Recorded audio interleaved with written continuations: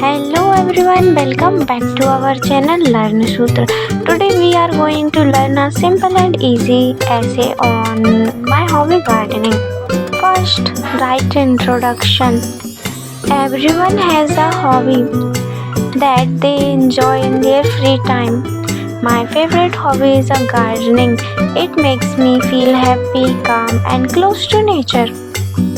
Then write second point. Why I like gardening?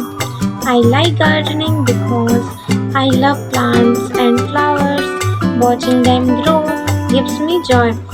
Gardening also teaches me to be patient and responsible. And then write your third point. How gardening helps me? Gardening keeps me active and healthy. It reduces stress and makes me feel relaxed. It also makes the environment clean and by adding more plants. Then write, when I do gardening, I usually do gardening in the morning or in the evening.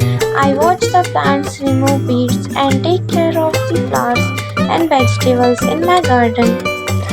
And then write conclusion. Gardening is a wonderful hobby. It gives me happiness, improves my health and helps nature. I will continue this hobby and encourage others to plant more trees and flowers. So that was our essay on my hobby. I hope you found this video helpful and easy to understand.